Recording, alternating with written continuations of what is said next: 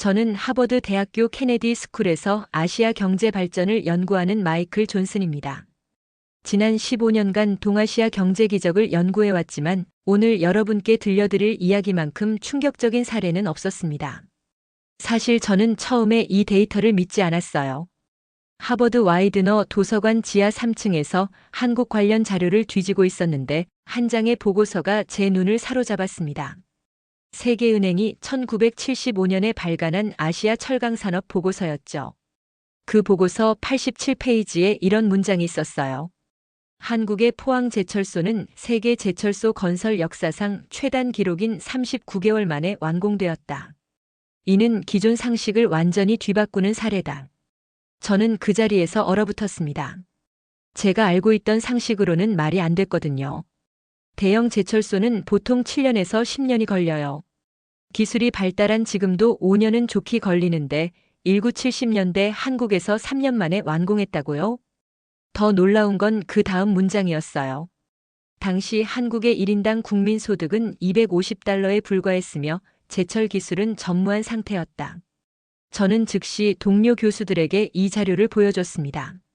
하지만 반응은 회의적이었어요. 톰 해밍웨이 교수는 존슨, 자료에 오타가 있는 것 같은데 39개월이 아니라 39년의 오타 아닐까? 라고 했죠. 제가 다시 확인해 봤지만 분명했습니다.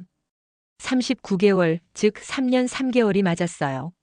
그래서 저는 결심했습니다. 직접 한국에 가서 확인해 보자고. 학교에 연구비를 신청했고 다행히 승인받을 수 있었어요. 한국경제기적의 실증 연구라는 명목이었습니다. 인천공항에 도착한 저는 먼저 포항으로 향했습니다. 실제 제철소를 보고 싶었거든요. 기차에서 내려 택시를 탔는데 기사님이 물었어요. 포스코 보러 오셨어요? 외국분들이 많이 오시던데. 포항 제철소 앞에 서서 저는 정말 충격을 받았습니다. 상상했던 것보다 훨씬 거대했어요. 굴뚝에서 피어오르는 하얀 연기, 끝없이 펼쳐진 공장 건물들, 그리고 철강을 실어 나르는 거대한 트럭들. 이 모든 것이 50년 전 모래벌판에서 시작됐다니 믿기 어려웠습니다. 다음 날 저는 서울대학교를 방문했어요. 경제연구소의 김태현 교수님을 만나기 위해서였죠. 김 교수님은 박정희 시대 경제정책을 연구하는 한국 최고의 전문가였습니다. 존슨 박사님 멀리서 오시느라 고생하셨습니다. 김 교수님의 연구실은 책들로 가득했어요. 벽면 가득 꽂힌 책들 사이에 박정희 대통령과 박태준의 사진들이 걸려 있었습니다. 교수님, 하버드에서 한국의 경제 기적을 연구하고 있는데 정말 믿기 어려운 데이터들이 나와서 직접 확인하러 왔습니다. 김 교수님이 차를 따라주시며 웃었어요. 어떤 부분이 그렇게 놀라우셨나요? 포항제철소 건설 기간 말입니다. 3년 3개월이라고 나와 있는데 이게 정말 사실입니까?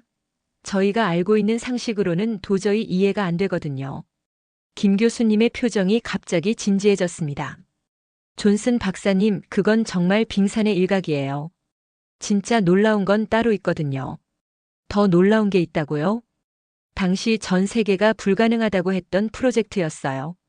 세계은행도 일본도 심지어 우리나라 전문가들도 모두 반대했습니다. 말 그대로 전 세계대 박정희 대통령 혼자였죠. 저는 가슴이 두근거리기 시작했어요. 경제학자로서 이런 사례는 정말 드물거든요. 모든 전문가가 반대한 프로젝트가 성공한다는 것은 이론적으로 거의 불가능해요. 그럼 어떻게 가능했습니까?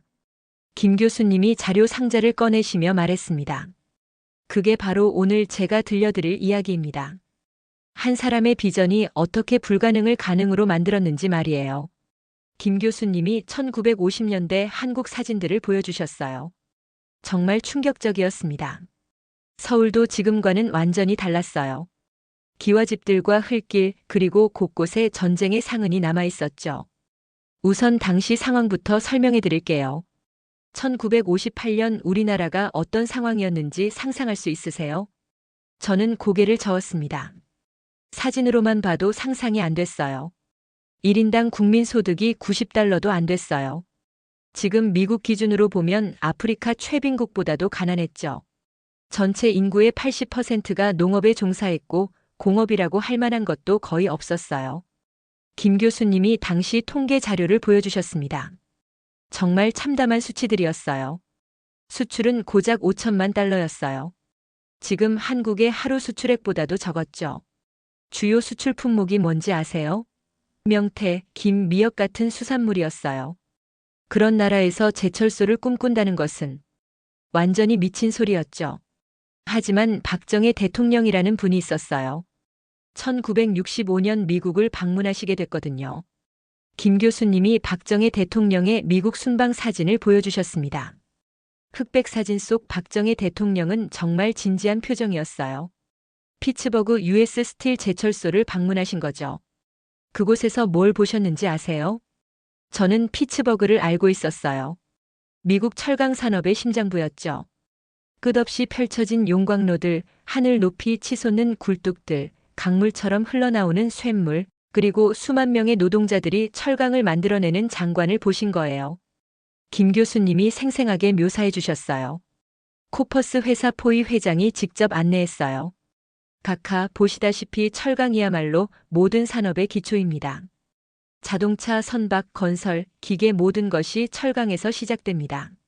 철강 없이는 공업화란 불가능하죠라고 설명했거든요. 그때 박정희 대통령이 무엇을 느끼셨을까요? 바로 그거예요. 그때 박정희 대통령이 깨달으신 거죠. 아, 이것이 바로 산업의 쌀이구나. 우리나라가 공업화하려면 반드시 철강 산업부터 시작해야 하는구나 하고 말이에요. 김 교수님이 박정희 대통령이 직접 쓴 메모를 보여주셨어요. 철강은 산업의 쌀이다. 우리도 반드시 종합제철소를 건설해야 한다라고 적혀 있었습니다. 하지만 꿈과 현실은 달랐어요. 본격적인 반대가 시작된 거죠. 김 교수님이 당시 신문 기사들을 보여주셨습니다. 헤드라인들이 정말 충격적이었어요. 제철소 건설 시기상조, 무모한 도전, 국가 재정 파탄 우려 이런 제목들이 가득했습니다. 가장 큰 반대는 어디서 나왔나요? 세계은행이었어요. 국제부흥개발은행 IBRD의 영국인 담당자 자페 박사가 단호하게 거부했거든요.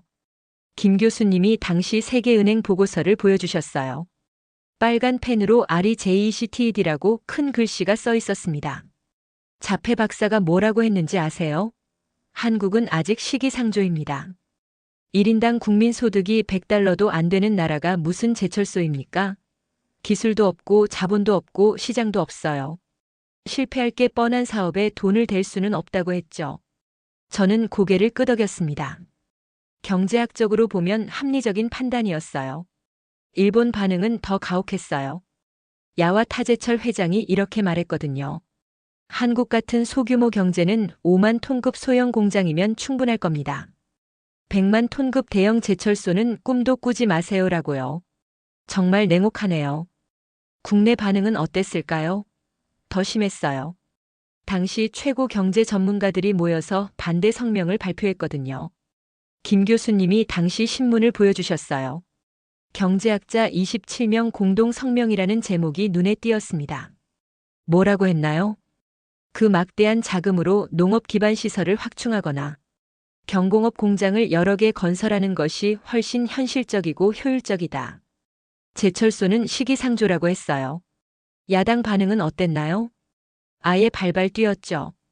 김영삼 의원이 국회에서 이렇게 연설했어요. 농업국가인 우리나라가 무슨 제철소입니까?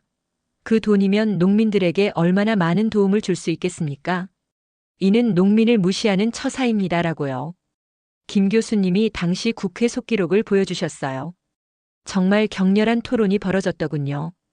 김대중 의원도 마찬가지였어요. 지역 균형 발전을 고려할 때 경부 측에 또 다른 대형 시설을 짓는 것은 바람직하지 않다고 반대했죠. 그럼 찬성하는 사람은 아무도 없었나요? 거의 없었어요. 심지어 우리나라 경제기획원에서도 반대했거든요. 김유택 경제기획원 장관이 이렇게 말했어요. 제철소보다는 화학공업이나 전자공업 등 다른 분야에 투자하는 것이 경제적 효율성이 높다고요. 김 교수님이 숨을 깊게 들이쉬고 말했습니다. 존슨 박사님 상상해보세요. 온 나라가, 아니 온 세계가 한 목소리로 반대하는 상황을 말이에요. 정말 박정희 대통령 혼자였어요. 어떤 심정이셨을까요? 외로웠을 거예요. 하지만 포기하지 않으셨어요. 왜냐하면 확신이 있으셨거든요. 이 길만이 우리나라가 살 길이라는 확신 말이에요. 그때 박정희 대통령이 한 사람을 떠올리셨어요. 바로 박태준이라는 인물이었죠. 김 교수님이 박태준의 젊은 시절 사진을 보여주셨습니다. 정말 카리스마가 넘치는 얼굴이었어요. 어떤 분이었나요? 대한중석이라는 회사 사장이었는데 이 사람이 정말 대단했어요. 완전 적자 덩어리였던 회사를 단 1년 만에 흑자로 돌려놓은 경영의 신이었거든요. 김 교수님이 대한중석의 재무제표를 보여주셨어요. 정말 극적인 변화였습니다. 적자 15억 원에서 흑자 3억 원으로 바뀌어 있었어요. 어떻게 그런 기적이 가능했나요? 박태준의 경영 철학 때문이었어요. 불가능은 없다, 해보지도 않고 안 된다고 하지 말아라는 신념으로 직원들을 이끌었거든요. 박정희 대통령이 그런 박태준에게 주목하신 거군요. 정확해요. 1967년 어느 날 박정희 대통령이 박태준을 청와대로 급히 부르셨어요. 김 교수님이 당시 상황을 생생하게 재현해 주셨습니다. 박 사장, 우리나라에 종합제철소를 만들어야겠소. 이 일을 맡아주겠소? 박태준이 깜짝 놀랐어요. 제철소요? 저는 제철 전문가가 아닌데요 라고 했죠. 박정희 대통령이 뭐라고 하셨나요? 전문가는 만들면 되는 거요. 중요한 건 의지와 추진력이요. 당신이라면 할 수 있을 거요라고 하셨어요. 김 교수님이 말을 이어갔습니다. 박태준이 잠깐 고민하더니 이렇게 대답했어요. 각하의 뜻이라면 해보겠습니다. 그 한마디로 결정된 거군요. 네, 하지만 현실은 정말 녹록지 않았어요. 우선 돈이 문제였거든요. 당시 제철소 건설비가 얼마였는지 아세요? 김 교수님이 계산기를 두드리며 보여주셨어요. 4억 달러였어요. 당시 우리나라 외환 보유고가 2억 달러였는데 그것의 2배에 해당하는 돈이었죠. 정말 엄청난 금액이네요. 그래서 외국 차관을 받기로 했어요. KISA라는 국제 제철 차관단을 만들었거든요. 김 교수님이 KISA 관련 자료들을 보여주셨어요. 참여 기업들의 명단이 쭉 나와 있었습니다. 미국의 코퍼스, 독일의 만네스만, 일본의 야와타제철까지 참여하기로 했어요. 총 3억 달러를 지원받기로 했죠. 순조롭게 진행된 건가요? 처음에는 그런 것 같았어요. 하지만 1968년 정말 절망적인 일이 벌어진 거죠. 김 교수님의 표정이 어두워졌습니다. 박태준이 미국으로 날아갔어요. KISA의 핵심인 코퍼스 회사 포이 회장을 만나러 말이죠. 어떤 결과였나요? 완전 참담했어요. 포이 회장이 이렇게 말했거든요. 미안하지만 세계은행에서 반대하는 사업에는 참여할 수 없습니다. KISA는 해체하겠습니다라고요. 저는 그때 박태준이 느꼈을 절망감을 상상해 봤습니다. 정말 막막했을 거예요. 박태준이 얼마나 좌절했는지 몰라요. 호텔 방에서 하루 종일 나오지 않았대요. 심지어 포항제철 청산까지 검토했거든요. 완전히 막다른 골목이었군요. 네, 모든 게 끝난 것 같았어요. 하지만 바로 그때 기적이 일어난 거죠. 박태준이 시리에 빠져 하와이 호텔에 머물고 있을 때였어요. 갑자기 번뜩 떠오른 아이디어가 있었거든요. 김 교수님의 목소리에 흥분이 담겨 있었습니다. 무슨 아이디어였나요? 대일 청구권 자금이었어요. 한일협정으로 일본이 우리나라에 지급하기로 한 무상자금 3억 달러 말이죠. 저는 그 아이디어의 참신함에 놀랐습니다. 정말 창의적인 발상이었어요. 하지만 엄청난 문제가 있었잖아요. 맞아요. 그 돈은 이미 농수산업 발전에 쓰기로 한일 양국이 합의한 자금이었거든요. 용도를 바꾸려면 일본 정부의 동의가 필요했어요. 김 교수님이 당시 한일협정 문서를 보여주셨어요. 정말 복잡한 조항들이 가득했습니다. 박태준이 급히 귀국해서 박정희 대통령을 찾아갔어요. 각하, 마지막 기회가 있습니다. 농업 자금을 제철소 건설에 전용하면 어떨까요? 라고 했죠. 엄청난 모험이었겠네요. 정치적으로 보면 자살행위나 다름없었어요. 농민들이 대부분인 상황에서 농업 예산을 공업에 쓴다고 하면 엄청난 반발이 예상됐거든요. 김 교수님이 당시 여론조사 자료를 보여주셨어요. 국민의 80%가 농업에 종사하고 있었습니다. 그런데 박정희 대통령의 반응이 놀라웠어요. 고민도 안 하고 즉시 결단하셨거든요. 뭐라고 하셨나요? 좋소. 그렇게 하시오. 농업도 중요하지만 장기적으로 보면 공업화가 더 시급하오. 당장 일본 정부와 협상에 들어가시오라고 하셨어요. 정말 과감한 결정이었습니다. 정치적 위험을 감수하고도 미래를 선택한 거였어요. 하지만 진짜 어려운 건 이제부터였어요. 일본 정부를 설득해야 했거든요. 쉽지 않았겠네요. 박태준이 일본으로 날아가서 정재계 인사들을 만나기 시작했어요. 하지만 처음 반응은 차가웠어요. 김 교수님이 박태준의 일본 출장 일정표를 보여주셨어요. 정말 빡빡한 스케줄이었습니다. 외무성, 통산성, 대장성을 다 돌았어요. 하지만 반응은 시큰둥했죠. 한국이 제철소를 성공적으로 운영할 수 있을지 의문스럽다는 반응이었어요. 그럼 어떻게 설득했나요? 박태준이 전략을 바꿨어요. 정부보다는 민간 기업들을 먼저 설득하기로 한 거죠. 김 교수님이 흥미진진하게 말했습니다. 신일본 제철 이나야마 회장을 찾아갔어요. 그리고 이렇게 설득했죠. 회장님, 한국의 산업화는 일본에게도 큰 기회입니다. 철강 수요가 늘어나면 일본 기업들에게도 새로운 시장이 열리는 거니까요. 효과가 있었나요? 이나야마 회장이 관심을 보이기 시작했어요. 그리고 다른 철강업체 CEO들도 만나게 해줬죠. 야와타제철, 후지제철, 일본 강관 모든 주요 철강 회사를 다 돌았어요. 밤낮을 가리지 않고 설득했죠. 김 교수님이 박태준의 수첩을 보여주셨어요. 빼곡히 적힌 일본 기업인들의 이름과 연락처가 가득했습니다. 마침내 일본 철강업계가 움직이기 시작했어요. 이나야마 회장이 정부에 건의했거든요. 한국의 제철소 건설을 지원하는 것이 일본에게도 도움이 될 거라고요. 그리고 1969년 8월 28일 역사적인 순간이 왔어요. 무슨 일이요? 한일 양국 정부가 포항제철 건설 지원 합의서에 서명한 거예요.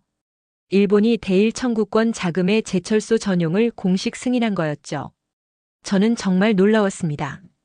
이런 외교적 성과가 가능했다니요. 이제 자금 문제는 해결됐지만 진짜 지옥은 이제부터 시작이었어요. 김 교수님이 포항제철 건설 초기 사진들을 보여주셨습니다. 정말 황량한 모래벌판이었어요. 1970년 4월 1일 포항제철 기공식이 열렸어요. 박정희 대통령이 직접 참석하셨죠. 기공식 사진을 보니 정말 감동적이었습니다. 아무것도 없는 벌판에서 삽질을 하는 박정희 대통령의 모습이 인상적이었어요. 하지만 현실은 정말 혹독했어요. 포항 영일만이 어떤 곳이었는지 아세요? 김 교수님이 당시 포항 사진을 보여주셨어요. 정말 아무것도 없는 사막 같은 곳이었습니다. 모래와 바위뿐인 황무지였어요. 전기도 없고 상하수도도 없고 도로도 제대로 없었죠. 바람이 불면 모래가 휘날려서 앞이 안 보일 정도였어요. 그런 곳에서 제철소를 지었다고요? 박태준이 전 직원을 모아놓고 말했어요. 여러분, 이 자금은 우리 선조들의 피의 대가입니다.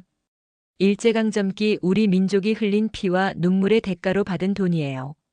만약 이 사업에 실패한다면 우리 모두 영일만 바다에 빠져 죽어서 조상들께 죄를 갚아야 합니다. 정말 비장한 각오였습니다. 절대 실패할 수 없는 일이었거든요. 그런데 존슨 박사님, 여기서 정말 놀라운 일이 벌어져요. 바로 한국인들의 빨리빨리 정신이 폭발한 거예요. 빨리빨리요? 네, 원래 5년 걸릴 공사를 3년 3개월로 단축한 거죠. 세계 제철소 건설 역사상 최단 기록이에요. 저는 깜짝 놀랐습니다. 어떻게 그런 게 가능했나요? 김 교수님이 당시 공사 현장 사진들을 보여주셨어요. 밤낮 없이 공사하는 모습이 담겨 있었습니다. 한국인들의 근면성과 빨리빨리 문화 때문이었어요. 사실 이때부터 본격적으로 시작된 문화죠. 김 교수님이 구체적으로 설명해 주셨습니다.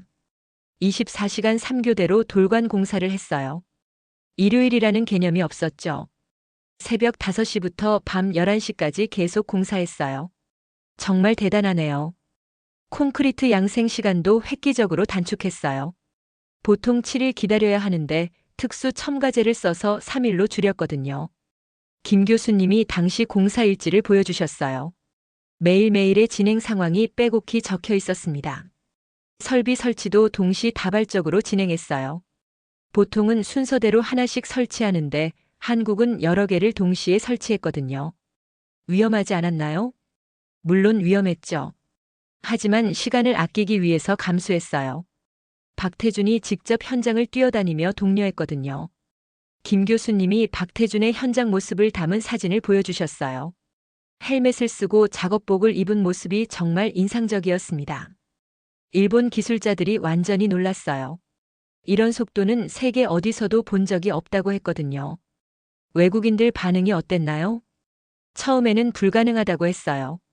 야마모토 기술 고문이 박태준에게 말했죠. 사장님, 이 속도로는 품질을 보장할 수 없습니다. 좀 더 천천히 하시는 게 어떨까요? 라고요. 박태준이 뭐라고 했나요? 품질은 우리가 책임지겠습니다. 대신 일정은 반드시 지켜야 해요. 이건 국가의 명운이 걸린 일이거든요. 라고 했죠. 김 교수님이 자랑스럽게 말했습니다. 존슨 박사님, 이 빨리빨리 정신이 바로 한국인의 DNA예요. 불가능을 가능으로 만드는 우리 민족의 특성이죠. 정말 놀라운 민족성이군요. 그뿐만 아니에요. 한국 노동자들의 열정도 대단했어요. 영하 15도의 추위에도 멈추지 않고 일했거든요. 김 교수님이 겨울 공사 현장 사진을 보여주셨어요. 눈 속에서도 일하는 노동자들의 모습이 감동적이었습니다. 심지어 설날에도 공사를 계속했어요. 우리 민족 최대 명절인 설날에도 말이에요. 그 정도였다고요? 박태준이 말했거든요. 우리에게는 설날보다 더 중요한 것이 있다. 바로 조국의 미래다라고요. 39개월간의 피땀 어린 노력 끝에 드디어 1973년 6월 9일 역사적인 날이 왔어요. 김 교수님의 목소리가 떨렸습니다. 우리나라 최초의 용광로에서 첫 쇳물이 나오는 날이었죠. 김 교수님이 보여준 사진에는 수천 명의 사람들이 용광로 앞에 모여 있었습니다. 모든 사람의 얼굴에 긴장감이 역력했어요. 그날 아침부터 온 나라가 초긴장 상태였어요. 과연 성공할 수 있을까, 정말 우리나라 기술로 쇳물을 만들 수 있을까 하는 의구심이 있었거든요. 정말 역사적 순간이었겠네요. 오전 9시부터 준비를 시작했어요. 박태준이 직접 현장을 지휘했죠. 모든 설비를 점검하고 또 점검했어요. 김 교수님이 당시 상황을 생생하게 재현해 주셨습니다. 오전 10시 정각 용광로에 불이 붙었어요. 그 순간부터 모든 사람이 숨죽이고 기다렸죠. 얼마나 기다렸나요? 4시간이요. 4시간 동안 아무도 그 자리를 떠나지 않았어요. 박정희 대통령도 현장에 오셔서 함께 기다리셨거든요. 저는 그 긴장감을 상상해 봤습니다. 정말 손에 땀이 날 것 같았어요. 드디어 오후 2시 그 순간이 왔어요. 김 교수님이 목소리를 높였습니다. 콸콸콸. 붉은 쇳물이 용광로에서 쏟아져 나오기 시작한 거예요. 와!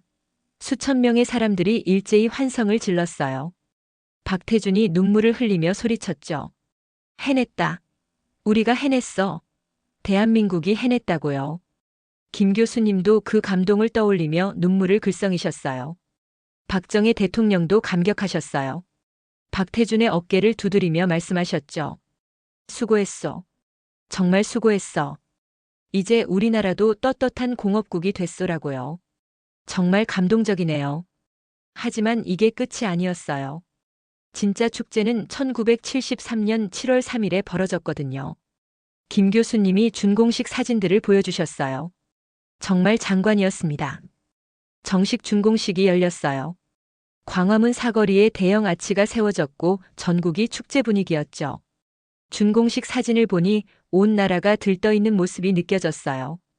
포항에서 서울까지 특별 열차가 운행됐고 기념 우표도 발행됐어요. 심지어 라디오와 텔레비전에서도 특별 방송을 했죠. 국민들 반응이 어땠나요? 완전히 뒤바뀌었어요. 그동안 반대하던 사람들도 모두 축하했거든요. 야당 의원들도 국회에서 박수를 쳤어요. 김 교수님이 당시 신문들을 보여주셨습니다. 모든 신문의 헤드라인이 포항제철 소식이었어요. 연간 103만 톤 규모의 종합제철소가 완성된 거예요. 철광석에서 완제품까지 모든 과정을 할 수 있는 우리나라 최초의 일관제철소였죠. 외국 반응은 어땠나요? 완전히 뒤바뀌었어요. 그동안 불가능하다고 했던 외국 전문가들이 찬사를 보냈거든요. 김 교수님이 외국 언론 보도를 보여주셨어요. 영국 파이낸셜 타임즈가 이렇게 썼어요. 한국의 포항제철소는 세계 제철 사상 최단 기간에 이룩한 기적이다. 이는 한국인들의 놀라운 잠재력을 보여주는 사례라고요. 미국 월스트리트 저널도 마찬가지였어요. 모든 전문가가 불가능하다고 했던 프로젝트를 성공시킨 한국의 저력은 놀랍다고 했죠. 저는 정말 놀라웠습니다. 이런 극적인 반전이 가능했다니요. 존슨 박사님, 이때부터 세계가 한국을 다르게 보기 시작했어요. 이 나라는 뭔가 특별하다고 말이죠. 정말 대단한 성취였군요. 그럼 현재 포스코는 어느 정도 규모인가요? 저는 정말 궁금했습니다. 50년이 지난 지금은 어떻게 변했을까요? 김 교수님이 최신 자료를 꺼내셨어요. 정말 놀라운 숫자들이 쭉 나열되어 있었습니다. 연간 매출액이 75조 원이에요. 미국 달러로 치면 600억 달러 정도죠. 정말 엄청나군요. 저는 계산기를 두드려 봤습니다. 하버드 대학교 연간 예산의 15배가 넘는 규모였어요. 수출만 15조 원이에요. 한국 전체 GDP의 4%를 포스코가 담당하고 있죠. 한 기업이 국가 경제의 4%를 차지한다고요? 맞아요. 그리고 이게 더 놀라운데 직접 고용이 2만 명, 협력업체까지 합치면 전국에서 20만 명이 포스코 덕분에 먹고 살고 있어요. 김 교수님이 포스코 협력업체 지도를 보여주셨어요. 전국에 빨간 점들이 가득했습니다. 글로벌 순위는 어떤가요? 조강 생산량 세계 6위예요. 연간 4,200만 톤을 만들어내고 있죠. 김 교수님이 비교 자료를 보여주셨습니다. 1973년에 103만 톤 만들던 것이 지금은 4,200만 톤이에요. 무려 40배가 넘게 커진 거죠. 기술력은 어떤가요? 세계 최고 수준이에요. 지금은 오히려 한국 기술을 배우러 외국에서 와요. 김 교수님이 자랑스럽게 말했습니다. 그리고 전 세계 40여 개국에 진출해서 사업하고 있고 세계 철강업체 중에서 수익성은 몇 년째 1위예요. 저는 정말 감탄했습니다. 이제 완전히 이해됩니다. 한국이 어떻게 이렇게 빨리 선진국이 되었는지 말이에요. 존슨 박사님, 더 놀라운 건 이 빨리빨리 정신이 지금도 이어지고 있다는 거예요. 어떤 의미인가요? K-팝을 보세요.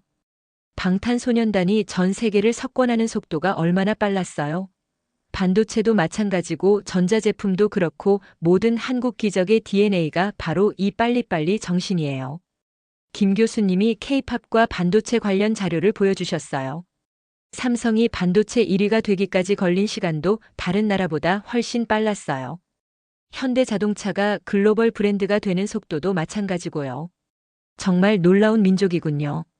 박정희 대통령의 선견지명과 박태준의 불굴의 의지, 그리고 한국인들의 빨리빨리 정신이 만들어낸 기적이에요. 저는 노트북을 닫으며 말했습니다. 교수님, 이 이야기는 하버드에서 꼭 소개하겠습니다. 정말 경제학 교과서에 실릴 만한 사례네요. 그래 주시면 정말 고맙겠어요. 세계가 한국의 진짜 저력을 알았으면 좋겠거든요.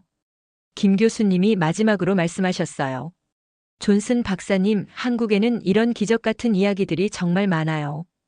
포항제철만이 아니라 경부고속도로, 현대중공업, 새마을운동까지 모두 불가능을 가능으로 만든 이야기들이죠. 저는 한국을 떠나면서 생각했습니다. 정말 대단한 나라다. 모든 사람이 불가능하다고 할 때 꿈을 포기하지 않고 끝까지 밀어붙이는 민족이구나. 하버드로 돌아가서 제일 먼저 할 일은 이 이야기를 동료 교수들에게 들려주는 거였어요. 특히 톰 해밍웨이 교수에게 말이죠. 톰, 당신이 틀렸어요. 39개월이 맞아요. 그리고 그보다 더 놀라운 이야기가 있어요. 다음에는 정주영의 현대중공업 이야기도 들어봐야겠습니다. 모래사장 사진 한 장으로 26만 톤짜리 배를 주문받고 500원짜리 거북선 지폐로 영국 은행가를 설득했다는 그 믿기 어려운 실화말이에요. 한국의 기적은 정말 끝이 없는 것 같습니다. 이제 저도 한국의 팬이 되었어요. 여러분도 이 이야기를 들으시고 어떻게 생각하시나요? 정말 대단한 나라 아닌가요? 감사합니다.